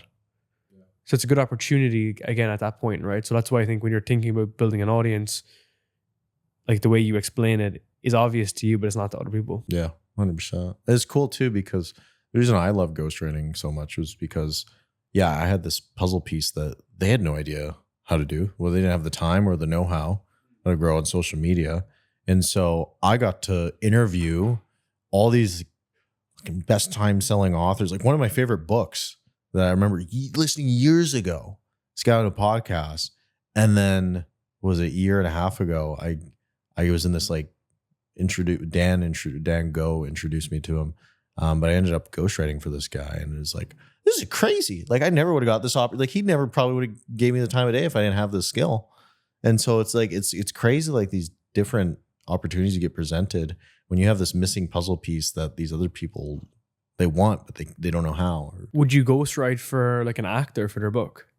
For an actor? Would you write a book? Oh, as would a I write a ghostwriter? book? Oh, as in, would you ghostwrite someone's book? Like, isn't that what Mark I Manson wouldn't. did for I Will wouldn't. Smith? I don't think I would do it personally, because I think a book, that's a lot. Like that's a big commitment. And if I'm gonna ghostwrite a book, I want credit. Like I'm gonna be selfish. Like if I'm gonna put my all into like a book, I probably want credit. Like It's like Eric Jorgensen that wrote Naval Ravikant's book. I've interviewed Eric, but no one knows it was him. Yeah, his name is on it, but everyone just recognizes it as Naval's book, right? As in, if you saw him, he curated it, didn't he? he did. But like what I'm trying to say is that the book sells so much on its own now. Do you get me? That like, if you saw Eric walk down the street, you wouldn't be like, "That's the guy that wrote Naval's book," right? Whereas like Naval is this like fucking translucent, like yeah, exactly. He's like up here into the sky, right? So, would you write your own book? Yeah, 100%. What's the plan? For me, I think it's just starting out, just being like very educational. I think I would make one on brand to start out, or content. Maybe like, I don't know, just first principles. Because I don't think, I think a lot of the stuff people teach when it comes to brand or social media is like tactics or tips that work now, but not everlasting. And so with me working with different niches with ghostwriting, and then also working with many beginners in different niches, I found different patterns that work and first principles. And so I think I would condense that into a book about brand or social media or something like that, around that. And I would just distill it in the most easy, simple to understand frameworks and make it super actionable that people could use right away, and do a book on that. Like I enjoy teaching it. So like I would basically condense my program into a book and then sell that, and then obviously like use that to get more leads and all that stuff. But It's a book funnel. Yeah. What are some of those evergreen principles on brand? So brand, like the way I think about brand is, I call it the brand framework. Let's see if I remember it. So fucking nerdy. This is like, yeah, You I'm with and frameworks and Lara are everything. so nerdy. What you're like, you've got so Well, like, OCD you with think, the word well, you framework. think about it, like the way I have my program structured, like every lesson has a framework. And the reason why I do that is because I want them to associate that framework with me. Because every time they use that, it's like I'm in their head. And that's part of branding too. It's like you're literally like branding your ideas into their brain. So that's why I talk about the GAP framework or the what, why, how framework or whatever. And so I always think like, when I'm teaching this, how can I make this my own? Russell Brunson, I think he talks about this.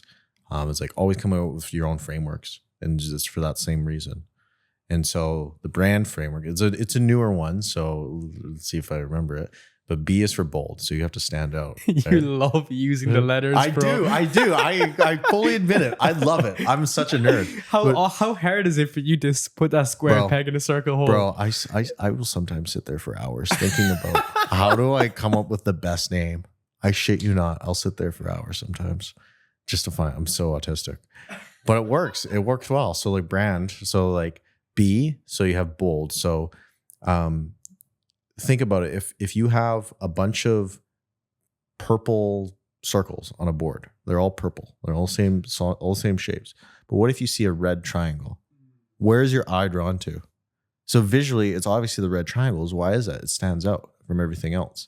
It's the same thing with brand. Our attention is going to be directed to what stands out. And so you look at someone like Andrew Tate. You look at someone like Elon Musk, whoever else you want to think of. They stand out because they're bold, and they're not afraid to beat at their own drum and go against the mainstream. I think Dan Coe does this very well. Is he'll look at what the mainstream's doing, he'll do the exact opposite. So, for example, common advice is to niche down. He flips on its head. He says, "No, you are the niche." And so he's instantly going against the grain. He's standing out because it's like, oh, this common way of thinking. Although I don't think it's right. I think you become the niche later on. I think you should niche out at the start. I was going to ask you that. I love Dan, but like I think it's like objectively wrong, or people misinterpret it. Statistically. No, but like if you can look at what are the sacred cows, what are the common beliefs, what are the ways of thinking in my industry, and what are the things I don't agree with, and I could flip it on its head and go against. Lean into that. And so Tate, for example, he's such a great example. He smashed it, bro. He smashed it because look at it was all like politically correct. Like men were being demonized, all that. He just fucking leaned into the masculinity. I feel like he was part of the election in terms of, you know, like when that movement towards Trump came on, like he started that movement, bro. Well, you look at Trump too. It's like everyone's used to the politicians. They're used to the same thing. Trump comes in, complete opposite, just saying the most crazy shit. That's so funny. We're going to build a wall. It's going to be a big wall. It's just like crazy stuff. And he was bold. He stood out and he fucking won the election because of that. Because he stood for something and he was different. So bold is a big part. And then the second one is relevancy, if I remember correctly. So you have to be relevant. So if you're not relevant to your audience, they don't care. So I could talk about basket weaving or Icelandic tap dancing. It's like, I'm not going to be relevant to people because most people don't care about it. So you have to understand who you're trying to target. And the way I think about relevancy is like, what are the pain points and what are the desired outcomes that audience wants? And how do you become useful to people, basically? Because at the end of the day, humans are selfish. And if you're not useful to them, they don't care. That's why I don't agree with you are the niche, at least at the start, because no one cares about who you are. Like, if I'm the niche, I can talk about whatever. It's like, no one cares unless you're being useful to them. Yeah. So we have a ton of people in our program that have personal development podcasts.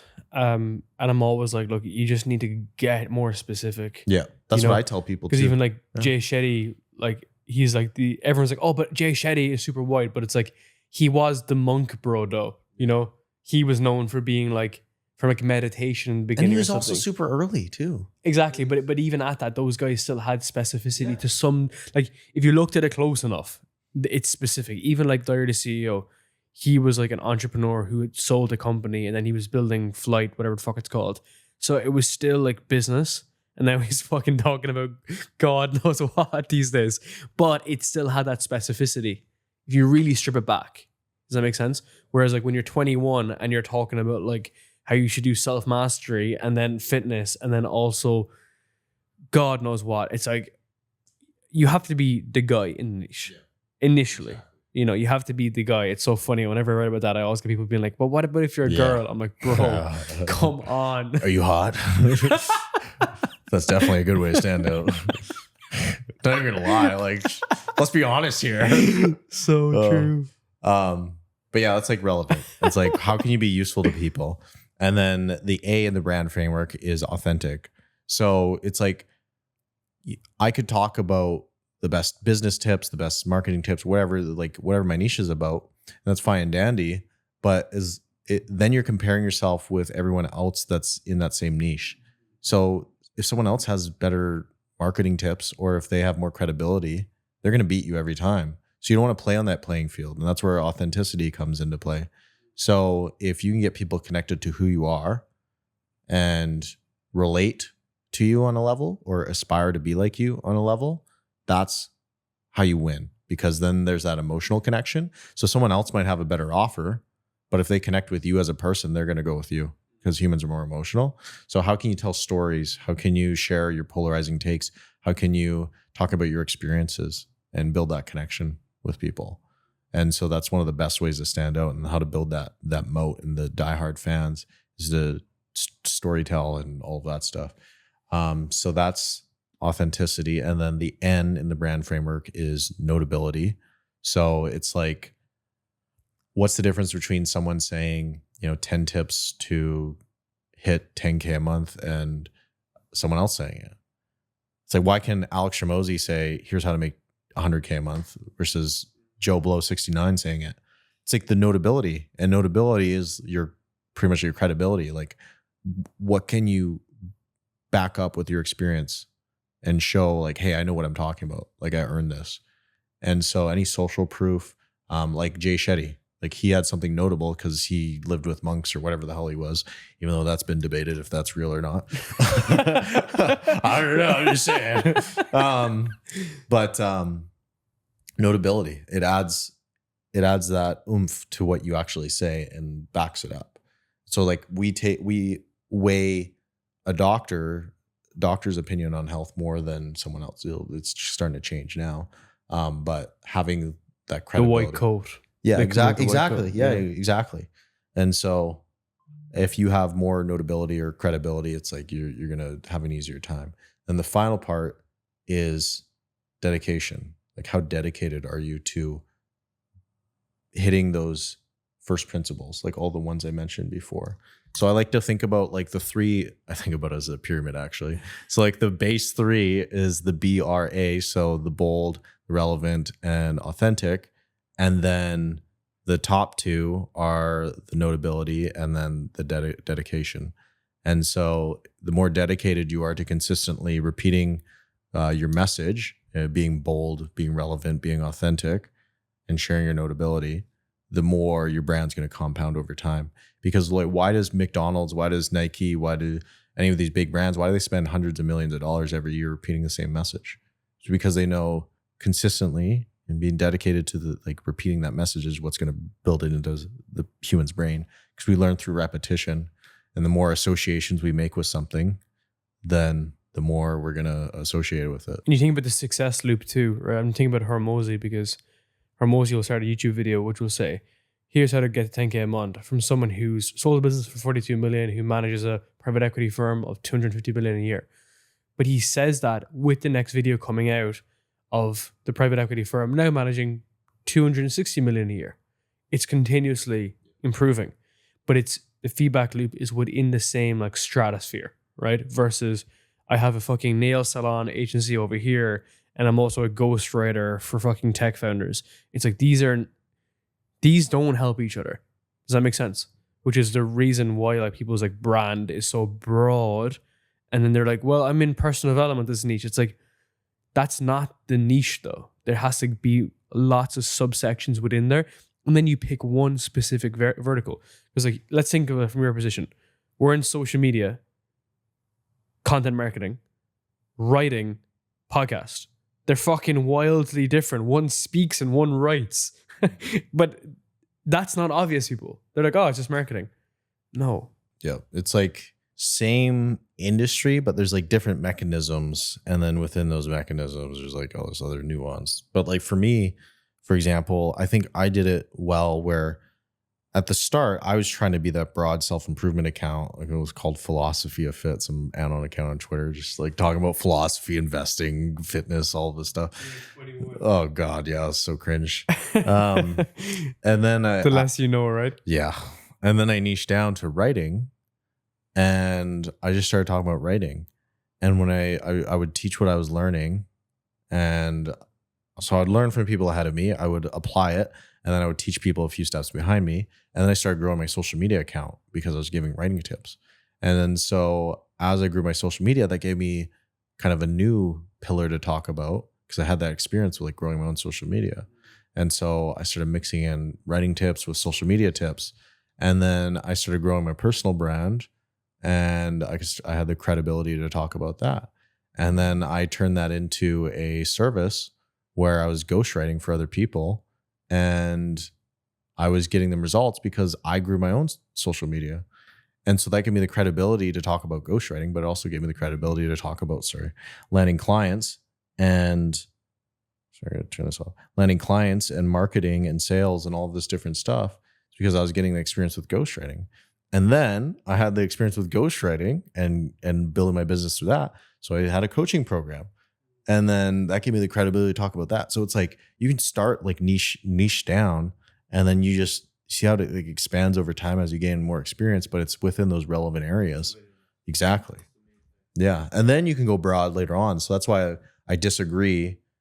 Maybe I'm misunderstanding it, but like you are the niche. I don't think that should be your thinking at the start. I think you should niche down, then become the niche later on once you have all this different experience. Like Hormozi has become the niche because he has all this experience, but he started with gyms, and then he did like the gym launch shit, and then whatever, all the other stuff.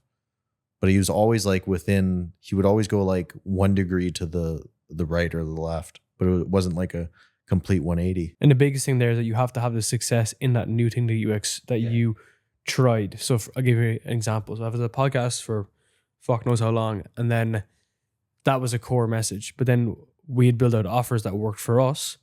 And then with the clients we had to find a way to monetize them. So we ran those offers. And then I was like, oh, I'm pretty fucking decent at running these offers. So then we were showing people then how they could do that. And then it went into sponsorships and we started doing outreach for sponsorship. And then we kind of got that process down.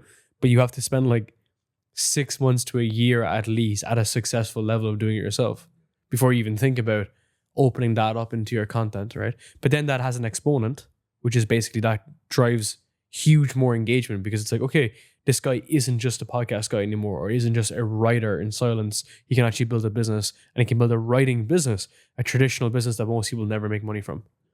You know, so that's a unique mechanism as a result. Yeah. And it's like so many people want to skip the step, you know, where they just want to be the guy or the woman right away and they don't want to put in the work. And it's like, you got to pay your dues. And it's lame, but you got to do it. Well, that's why most people leave the market and just say it's a scam, right? Like that's just what happens at the end of the day is, but I said this to James Camp too, and we've had a lot of podcasts together. And I said it the other day, I was like, I don't understand why someone would not do the work though. Like it doesn't come into my brain as to you start this business, this ghostwriting agency, and then you're like, oh, I don't want to do this anymore. I don't want to send outreach. It's like, what's the alternative, bro? Like genuinely, like you finish it down, you go back to your mom's house. Your mom screams at you for being a dumbass. Like, what's the alternative? You don't have an alternative. So you have to do it until you find a better mechanism or you process it.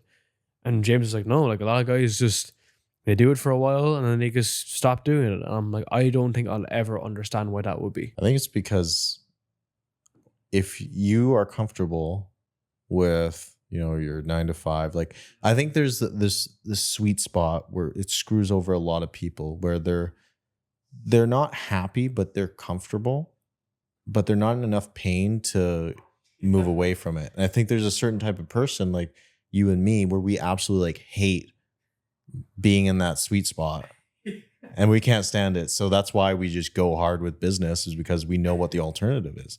But some people are just like really happy. They're like, yeah, like I'll just like sit at the desk 9 hours a day. And even entrepreneurs, like I've heard people who do launches, they do cohorts. They'll do a launch for the cohort. They might get like 80K for the cohort for 12 weeks. And then we'll just stop. And then just do the cohort stuff. And then in 4 months time, freak the fuck out because they don't have any more money. I'm like, what? I'm like, what the fuck are you talking about? I'm like, why would that happen? And it's very common. Yeah. People do that. What are you doing for the next 4 months? Because like the pursuit is the thing, right? Like that's why I like launches and planning something and building something, because like the pursuit is the vessel. It's not the fucking the outcome obviously is there, but I just mean like there shouldn't be a cyclical process of your. It was actually, I learned this from JK, which was, he said that this was years ago. He had spent a lot of time in this 10 out of 10 emotion state, sign a client, 1 out of 10, oh my God, my business is going to go on fire. And he got to a point whereby he was always gravitating between a 5 and a 7. So highs and lows. And that allowed him to just do this thing kind of forever, you know? Whereas most people go through this cyclical cycle of just emotional turmoil. I did it for a while, yeah. Dude, those launches they take it out of you. But the boom and bust though, I don't understand. Like, why would you go and do nothing for a bit? Well, I just made a fuck ton of money from those launches. So like that helped. Like I made like $1 million from just doing that. And it's like, well, from one launch or several launches? No, like you did four launches total. So, yeah. So like it was like, oh, okay. So I'm pretty much almost at 100K a month. Like that's cool. But I agree. I think it's better just to consistently just build it up. Like I'm glad I got that experience with it. For me, it was nice though, because like the cohorts, everyone's starting on the same date, and it allowed me to organize things and like focus on just fulfilling, which was really useful for me. But now that I have things dialed in, I think evergreen's the way to go. I'd like to ask you about like what's the kind of bigger goal you want to do, because I remember speaking with someone recently, and same age as me, same setup as me, writing business, and they're doing $1 million a month, and we were doing 100K a month at the time, and the only thing they were doing different was ads. Same concept, same agency plus coaching, hybrid coaching, whatever you want to call it. And the only thing they were doing was ads different. And as a result, they got them to $1 million because it had an exponent, because that had the 10x ability to drive it into everything else. And I was like, I literally was like, what the fuck? How is this possible? Like, obviously they have a bigger sales team, bigger whatever. And then I took it away and I was like, this doesn't make sense to me as to like why I'm not doing this. And then within 4 months, we'd got to 200K a month. And then at that point, now we're at 200K a month. And now I'm like, it's so clear to me how to get to 400 to 600 to 800. Now it's bigger infrastructure, bigger team, but it's not a question of what anymore. It's just simply not. It's like you fucking create a shit ton of content, you run a shit ton of ads, you have a shit ton of like sales teams because you have traffic, and then you have a conversion mechanism on the back end. And that was the biggest thing for me. And I was like, and then apart in category of 1, the first chapter is like you make the decision to go or not. And if you make the decision to go, it's like you leave behind all the false limiting beliefs you had before. And it's like, you are going to go for this. And it's like, yeah, it's high risk and there's obviously a high upside, but you have to make that decision, which we kind of did about a year ago. So I'd like to get your thoughts on like what your goal is. Yeah. I think for me, I think in like 1 to 2 year sprints. I don't think in 10 years really. Maybe I should. I've been told by multiple people, but we're all going to be like AI agents in 10 years. I know, right? For me, yeah, like I want to, not so much for the money, just as a scoreboard. I want to hit like $1 million a month, just to fucking do it because you can. Yeah, exactly. Like, because I don't think it's different. Like I think there's nothing different. If you look at someone like Charlie and Morgan, they're doing I think like 1.5 million a month. They just have a coaching program. They run a fuck ton of ads. They have a huge sales team in the back end, and that's it. And I don't think they do much fulfillment in terms of him in there. They just have a customer success manager, and that's it. Like that's what the biggest guys in the space are doing, and he has like one offer. He's like they got really good at what they do, and then exceptional what he did. Yeah, exactly. So it's like you have the fulfillment and then you just run traffic to it, right? It's like kind of like the same recipe for growing on social media. It's like you have quality content and then you run traffic to it. It's like how much traffic do you run to it? And then if it's good content, it's just going to multiply. Dude, have you ever seen, if you ever like put down like a goal, like let's say you want to do 3 million a year or whatever. If you put down how much leads that is, how much appointments that is, how much presentations that is, how much sales that is, it's frightening. It's truly frightening, bro, because the scale that you need to do it at is so much higher than you think is even possible. So I'll give you an idea. This isn't even for 3 million. Basically what it was like for us, for one of the offers for like 1.5 million a year, it was like 1,000 leads a month, 10% booked, 100 calls, 75% show rate, so presentations. And then of that, 40% close. So I was like, you need to speak to 1,000 people a month just to get 100 on a call. And how you acquire them is whatever way you want to do. You put your head out the window and scream, but you need to hit 1,000 conversations a month, which is like 30 a day. And that was only for like 1.5 mil. That wasn't for 3 or 4, I think, because we have a few different offers that have this really weird upside. They're sponsorships. So they're lower margin, but they have like a fucking crazy upside, but they're not high. So they're high revenue, low margin. But yeah, I just think most people don't know the numbers, and most people don't know what they truly want, and most people don't know how to get there. Yeah. Well, yeah, it's interesting when you start, we reverse engineer it. And like, that's what I do with my program too. Before they even get into the main stuff, I get them like, okay, what are your goals? Like specific goals. And then let's break it down into quarters. Now break your quarters down into months. Now break your months into weeks. Now break your weeks into days. Now you know exactly what you need to do day by day. And it just becomes not so much, oh, I want to make 10K a month. It's like, oh, you have to do these actions every day to hit 10K a month. So it's more like on the process rather than the actual goal. Although you do have the goal like steering. Like it's like a GPS. The goal is like a GPS. It's like if you're off, it's like, oh, okay. That's the biggest thing there, right? Isn't it? It's like you want to actually. Have you read 10x is easier than 2x? No, but I keep hearing it all the time. You should listen to it, man. You should definitely get it. Because for me, it was like, yeah, it's obvious, whatever. But it's just more the mindset in terms of like, yes, it is the coaching for you versus like the agency. But how do you do it? What was the best parts of what you did last time? Like, how do you repeat that behavior? It's like a calmer way to approach this. Because then you realize like, oh, like I can write a really good post, get leads or so on. So definitely read it. Okay. It's really good. It's really Yeah, I'm good. overdue. I keep hearing it from everybody, so I'm gonna do it now. I read what was another one? Becoming Your Future Self by I think it was the co-author of 10x is better than 2x. The PhD dude or Dan Sullivan? No, not Dan Sullivan, the other guy. I haven't gone down Dan Sullivan's work that much, but I know he's like an OG in the space too. Who do you like? Who do you look up to / learn from the most? Dan Coe is a big one. Like he's the one kind of indoctrinated me into the whole money Twitter space. So Are you still like very close? Oh yeah, we're friends. We don't talk like too much, but we're like we're good friends. Yeah. Would he like mentor you or just bros? Oh yeah, we're like bros now. Yeah. At the start it was like mentor, and then we just became good friends. I lived with him for 5 months. Yeah, I love that guy. He was a big influence on me. I think honestly, the cliche is like Alex Hormozi, like that guy. He gets a lot of flack from people. I don't get why, dude. I don't get it either. Like I think he's just doing his own thing, and like who cares? Like if he wants to not have kids, like whatever. Like if he wants to fucking work all the time, let him. I've learned so much from him, like honestly, and I've heard like shady shit in like the background, like no one knows about, but I don't know if that's true or not. Whatever, but I've learned a lot from him.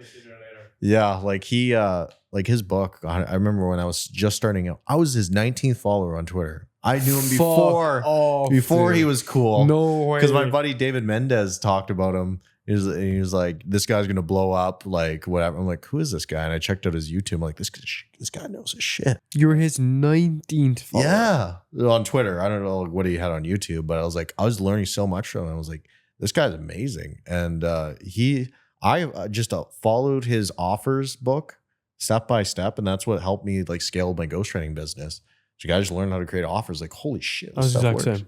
Yeah, it was the only thing that I listened to. It just works, and I was it just worked out of the box. Oh. It like obviously still works. But I mean, if you ever go back to, reviewing your offer, it's like you just look at it through the dream outcome lens. Yeah. So just look at it. Just look at the equation. All right, okay. And the way he teaches is so simple, and I take a lot of inspiration when I create my own teaching stuff. It's like, how can I simplify this like he did? Because he's so good at articulating himself, and I think he's the best content creator in terms of business, like hands down. Dude, he changed the game. Yeah, because I wasn't around for like the Ty Lopez. Yeah, no, I wasn't around for that, but regardless, the information wasn't as high quality as this. Like Hormozi's YouTube is fucking crazy. Have you? I was actually going to go to the workshops. Oh yeah. Yeah, I was trying to interview Alex several times, but I was going to Vegas anyway, and it's on every weekend, and I was there on like a Monday and a Tuesday, so I just missed it, but I qualified for it. I qualified for the workshop. You got money. But that would have been sick though. Like I know it's not with him, but you don't even want it to be with him, man. You want it to be with the team that scales companies. But that's cool. That's a cool offer that they have. It's a nice bridge between the just get started with school and your 3 million a year business that they want to acquire. Yeah, he's built out his ecosystem. It was funny because like you knew something was going on when he said, I do have something. Like he stopped doing the I don't have anything to sell you. Remember that when he's like, oh yeah, I'm taking that back. I was like, oh shit, this guy's going to go full guru. And is that school that he was saying or? No, well, he did it before his Leads book launch where he said, I'm not saying I don't have anything to sell you anymore. He did it right before the Leads book. So I think he was expecting, or everyone was expecting him to like sell a course during that, but he didn't. But over the coming months or a year, that's when he got involved with school, and that's when he started doing the workshops and all of that other stuff. Smart play. Like if you're gonna get to $1 billion or whatever plus that he wants, like yeah, like you have this huge audience, you service them. How do you think school and WAP will all turn out? What do you think the future of that is like? I don't get school. Like I don't understand why people fucking like that platform. Like it is ass in my opinion. Like it's very simple. Like okay, I'll give them that, but like it's meant to be simple. There's no chat. There's just post, and you can comment on the post. It's like it reminds me of Facebook. It's like, I don't want Facebook. Like, I want chats where you can like talk shit and the things. I don't know. Circle is king for that. I don't like Circle either. What? I think Circle's ass. What? Everyone gives you flack for this. No one knows what it is. But Dude, I love Circle. Heartbeat community. They need to sponsor me because no one's talking. Your guys' marketing's ass. I'm the only one that talks about it. But Heartbeat community is fucking amazing. Is the best platform for a community. Shitty name, but it is the best platform. I will die by that hill. Have you tried WAP? I did try. Well, I couldn't get into it. I don't know. I like the team behind it. I'm just like, I don't know. I love Brett, man. You haven't been on Brett's podcast, have you? I've not. No. Dude, you have to go on that podcast. Well, maybe I don't want to. Maybe I'm just too big for Brett. We've watched some of his episodes, all right? Oh yeah, that's great. And like I met him in Manhattan and we went for like coffee beforehand, and the way his brain works, he's like, I just interview these guys and I just try to find out every single thing that they do. And if they don't tell me, I'll just keep pressing them until they tell me. And that's good. That's how you know you have a good host. Oh, exactly. And his just level of awareness of like the online space and everything is just crazy. You know, he's an amazing, he's such a nice guy as well, man. So I think you should definitely just like speak to him about it because he's always looking for good guys. He's in WAP now. Yeah. You know, so that's why I mentioned it. But it's cool because he's been in the online space for so long. He's kind of like taking a back seat. He used to have an AI agency, and now he's like, oh, I'm happy building this company. He said he's working 100 hours a week, but that's the reality of building software. Yeah. Everyone 100%. Thinks that like software is like, you just put the website in. It's like, no, bro. As in, it's fucking complicated. Beep boop bop. Yeah, it's so complicated, man. Yeah. You said you were in software before, is that correct? Dude, my story with that stuff is wild. So I did software engineering, but I did it like half business, half software engineering. So you come out and you go into like startups and stuff. When I did an internship in investment banking, fucking hated it. Hated it, right? And I wasn't in like actual investment banking. I was in like middle office, even worse. But the only reason why I went back to university was because the deal was I wouldn't go to university and instead I would work at a startup and just do the exams. So I worked in like a proper grungy startup, like 8 people, and it was the best thing I ever done. I was like an analyst there, but like the analyst does everything, right? So I did that like 18 and all day, every day for a year. And then the next step, the step with software, when you learn it, is like, okay, you have to go do it yourself. It's always the situation is like, you got to go do it yourself. But I didn't have the balls to do it. It was just so complicated. So then I went to a few companies and I went to Revolut. You know Revolut? And I was in trading in Revolut. So I built out the trading product. So I built the trading product in Europe, US market was crazy with regulation there, Australia and Singapore. And I was like this close from going to an investor to try get funding to build my own variation because everyone's like, oh, you work for Revolut, you'll get the funding. And I just had a gut feeling. I was like, because it's so difficult and I can't see it because I wasn't an engineer. I just feel so out of control. I can't control it. Because it is that. It's so when difference from like, you know, like fucking no code bollocks and software is like in Revolut, I had 60 engineers. And that's Airtable boards, 60 of them. And they're like, this configuration doesn't hit this server. Like, bro, it's awful. It's awful. Like it's awful. And I was like this close from doing it. And my mentor, Ned, was like, are you sure you want to do this? And then about 3 weeks later, all the markets crashed. All the VC money left. So basically you raise the capital from the VC money with the interest and the interest changes. So all those companies just vanished. Every one of them just fell like a house of cards. All those mini startups who just were getting started, you know, they all just vanished off the VC portfolio.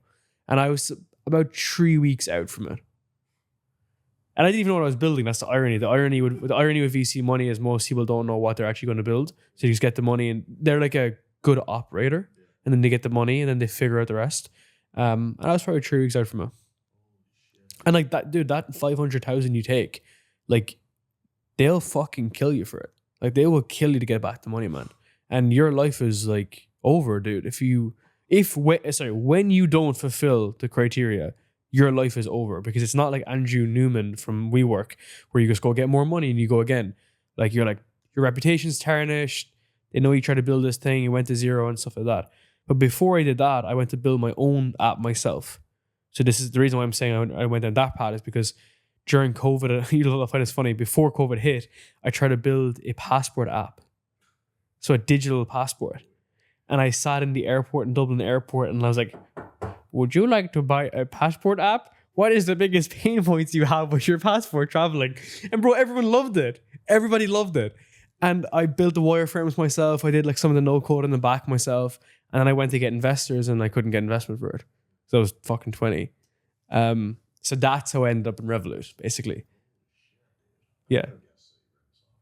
Yeah, so like, and that whole mentality, especially from university, which is like just get the money from the angels or the VCs, because then everything else is possible. But no one knows how to do it though, you know. So there I was, like, I swear to God, in Dublin airport every weekend asking people, so which button would you like? Would you like the button to be red or green? I did that for a long time, bro. I wish I could have seen that. That's funny. Yeah, and it's just that's why I'm like, content's so fucking easy, because when you compare it to the other stuff. Yeah, dude. I think a lot of people don't have context. You know, Serge Guattari. You know, he does the build and release offers. He's actually from Canada. He's from Rwanda originally, but he moved to Canada, so he's a Canadian residency or whatever.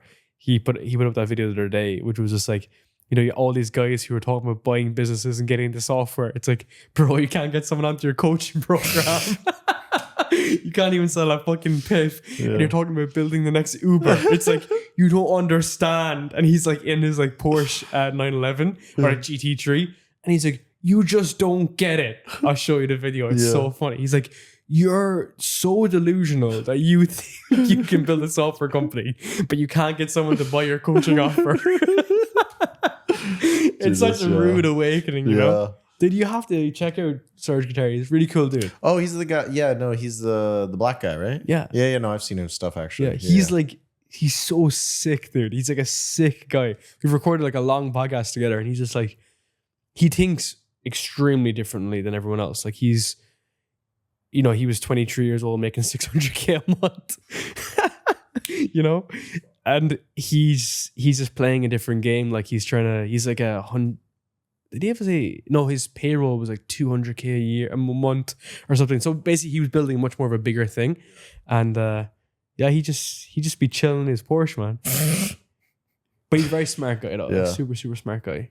Not flashy. I'm grateful because I know I'm a dumbass, like with a lot of stuff. Like I'm a potato, but like I'll just fucking brute force. I'll just do it over and over, and then I'll learn it. And it's like, oh, I understand it now, and then I could portray it to other potatoes and like teach it. I think that's why I can like condense stuff down. Potato pyramid. Yeah, the potato pyramid. You know, it just works. You want to go get dinner? Sure. Yeah. Okay. I don't know how long we've been recording for. I don't know either. This is sick though. There's probably like 600 more things we can talk about. Oh yeah. But yeah, man, this was a lot of fun. Cool. We should do another one pretty soon. Shit, I'm down. Yeah, man. Shit. Appreciate the honesty and the openness and everything, man. Of course, thank you. It was a lot of fun. It was.